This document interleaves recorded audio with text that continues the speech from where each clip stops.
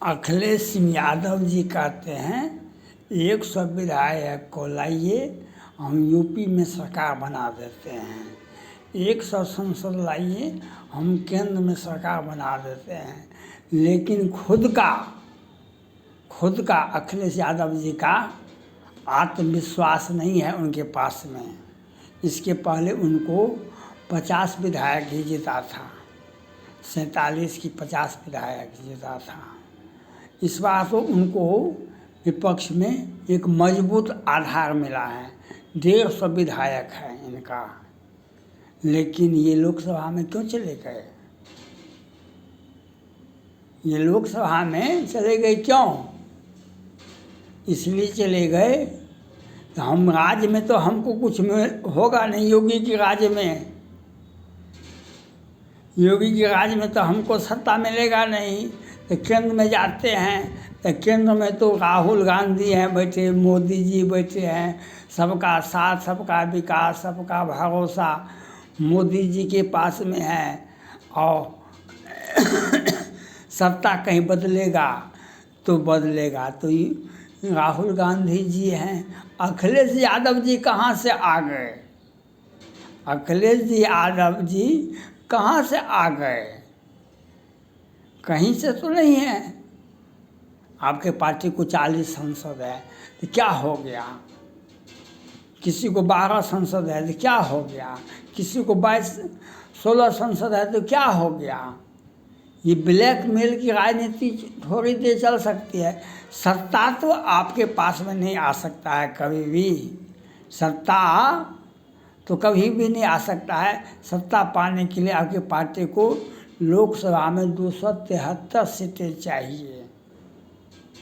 लोकसभा में 273 सीटें चाहिए, जो आपकी क्षेत्रीय पार्टी है। आपकी क्षेत्रीय पार्टी उतने तो राज्य में भी सीट भी नहीं है। और क्षेत्रीय पार्टी कोई दिल्ली नहीं देख सकता है। क्षेत्रीय पार्टी कोई दिल्ली नहीं देख सकता है। वह अपने क्षेत्र में ही देखे, घर द्वार को, अंगना को, दरवाजे को। क्योंकि क्षेत्रीय पार्टी वह सत्ता से दूर होता है। आज तक के इतिहास भारत में कितना गठबंधन बना, लेकिन अंत में 2 साल 2.5 साल के बाद पुनः कांग्रेस पार्टी के हाथ में सत्ता चला गया। मोदी जी एक ऐसा व्यक्ति हैं जो एक कार्यक्रम नहीं, दूसरे कार्यकाल नहीं, तीसरे कार्यकाल में हैं। ये कांग्रेस पार्टी के विरुद्ध में आज यही मोदी जी हैं एकमात्र व्यक्ति भारत के इतिहास में जो तीसरा कार्यकाल प्रधानमंत्री का पूरा करने जा रहे हैं। शुरू कर दिए हैं। बहुत लोगों को छाती पर सर पर दौड़ता है। जो हमने कहा था 14 वाले 24 में नहीं जाएंगे, हम उससे बेहतर प्रधानमंत्री हो सकते हैं। हम उससे बेहतर प्रधानमंत्री हो सकते हैं, 14 वाले 24 में नहीं जाएंगे। सत्ता में वो तो मोदी जी के पीछे राम नाम करते हैं। और मोदी जी के पीछे नहीं तो जितना घोटाला हुआ है सबका हिसाब किताब किया जाएगा। सबका हिसाब किताब किया जाएगा। भ्रष्टाचारियों को पर सख्त एक्शन लिया जाता है तो वो अपने नेता लोगों को वोट देने से रोकता है। आज अखिलेश यादव जी का कितना योजना पर जांच के घेरे में है और ये कहते हैं हमको संसद ला दे। इससे हल्ला करने से सच्चाई छुपती नहीं है, बनावट के वसूलों से सच्चाई छुपती नहीं है। बनावट के वसूलों से कागज़ के फूलों से कभी खुशबू आ नहीं सकती है। कागज़ के फूलों से कभी खुशबू आ नहीं सकती है। अखिलेश यादव जी पहले के लोग विधानसभा चुनाव में तो आपको दिन में ही सपना आता था कि हमको कृष्ण भगवान ने कहा 2 बार जो आप ही इस बार मुख्यमंत्री बनोगे, आप ही उस बार मुख्यमंत्री बनोगे। लेकिन एक बार भी कृष्ण के बारे में मथुरा में जो उनको सांस लेने में दिक्कत है, उनको जो घेर लिया है एक बार भी नहीं बोलते हैं। क्यों बोलेंगे? क्योंकि हम उनको कृष्ण से बैर है, राम से बैर है, और कृष्ण से बैर है, राम से बैर है, अलंकारी बाबा से प्यार है, अलंकारी बाबा से प्यार है। ये जिंदा भगवान हैं, वे जाट यादव सभी जातियों को एक समय बांध के रखे तो 121 को खा गए, और लोकसभा में इनका वर्चस्व 10 गो संसद का सीट इनको जीत गया। अखिलेश यादव जी का यही इनका राजनीतिक कैरियर है। इसलिए याद रखिए, अखिलेश यादव जी, जिसको आत्मविश्वास नहीं है वह किसी भी पद पर नहीं जा सकता है। और यूपी को तो आप भूल जाइए, यूपी को भूल जाइए, दिल्ली को तो सपना में भी नहीं आ सकता है। यूपी भी आपको सपना नहीं आएगा। यूपी में योगी है, मोदी है, तो सब कुछ मुमकिन है। मोदी और योगी वह दिन दूर नहीं है। वह दिन लोगों ने देखा है, उत्तर प्रदेश की जनता ने देखा है। दो भाई बागपत में दो भाई जो जाट जाति से आते थे, दोनों के कत्ले आम कर दिया गया था।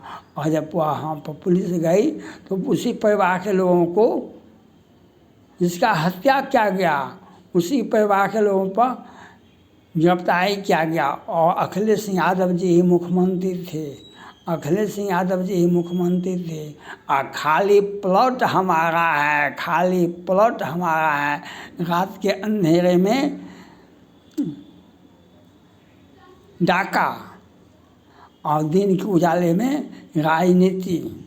खाली प्लॉट हमारा है, खाली प्लॉट हमारा है। जहाँ भी देखो तो हम समाजवादी पार्टी के नेता हैं, हमारा आतंक चलता है, हमारा आतंक चलता है। और हम सत्ता में हम घोटाला दर घोटाला करते हैं। आतंक से लोगों को जीना मुश्किल होता है। आम जनों का, मजदूर क्लास के लोगों को 500 रुपया कमाता था, उसको छीन लेता था।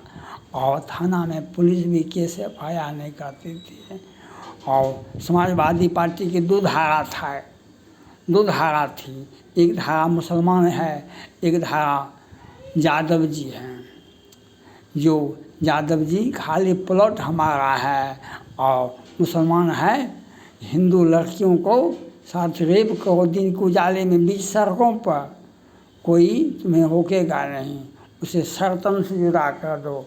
और कोर्ट जमानत तो हम तुरंत दिलवा देंगे, जमानत के लिए चिंता मत करो। अपराध करो तुम, लेकिन हम तुमको जेल जाने से रोकते हैं। अतीक अहमद और उनका भाई का क्या, क्यों नहीं इतने दिनों तक आप तो मुलायम सिंह यादव भी सत्ता में थे, अखिलेश यादव भी सत्ता में थे, क्यों नहीं कार्रवाई की गई थी?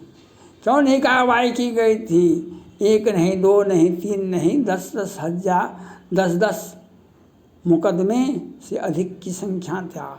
कहाँ गया था कोर्ट, कहाँ गया था न्यायालय, कहाँ गया था व्यवस्था? और आज आपको सत्ता से जी टपकता है कि किसी तरह सत्ता में आ जाए। सत्ता तो राम की चरण में होता है। जो राम का सेवा करता है उसी को सत्ता मिलता है।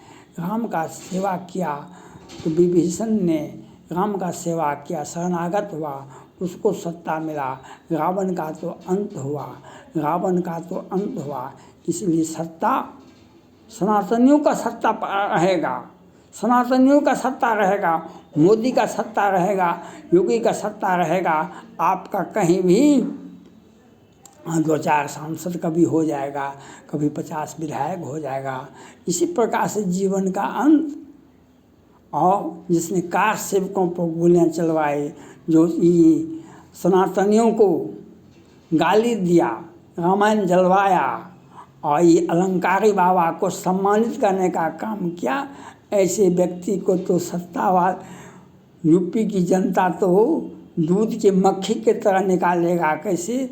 इसे चुनाव आने के बाद, क्योंकि जिसकी भी आंख से आंसू बहा है वह कोई आपको छोड़ नहीं सकता। जिसके भी आंख से आंसू बहा, जिनके मासूम बच्चे चले गए हैं, जिनके माता पिता चले गए हैं, जिनका बच्चा चला गया है, जिनका परिवार चला गया है, ये अलंकारी बाबा को सम्मानित करने वाले अखिलेश यादव जी सत्ता का सपना तो भूल जाइए। सपना हो न सका अपना, सपना हो न सका अपना। इस सत्ता को आप भूल जाने में ही आपको बेहतरी है, क्योंकि सत्ता आपसे बहुत दूर चला गया। राम विमुख सत्ता नहीं मिलता है। आपने राम का भी अपमानित किया। आपने राम के मंदिर में नहीं गया। यह नहीं, इसलिए नहीं गया कि एक वोट बैंक हमको खराब लगता। एक वोट बैंक को खुश करने के लिए वह वोट आपको मुबारक हो, आपका राजनीतिक कद लंबा जरूर हुआ, आपका कद बड़ा हुआ अवश्य, लेकिन कद बड़ा होने से क्या होता है? कद बड़ा होने से सत्ता तो वह दिला नहीं सकता है, कभी भी सत्ता तो दिला नहीं सकता है। संसद बना सकते हैं आप हमको, लेकिन सत्ता कैसे दिला दीजिएगा? चाहे यूपी की सत्ता हो या केंद्र की सत्ता हो, ये 15% ही है, तो वह सत्ता कैसे दिला देंगे आपको? हाँ, आपको 2-4 सांसद हो गया, आपको विधानसभा में विपक्ष के नेता हो गए, और आपको इतिश्री करना पड़ेगा। और आपने जो योगी जी ने कहा, जब राम का मंदिर का जीर्णोद्धार हुआ, जब काशी का जीर्णोद्धार हुआ, तो मथुरा क्यों बाकी रहेगा? क्या हम कृष्ण भगवान को छोड़ देंगे? कृष्ण कन्हैया लाल को हम छोड़ देंगे?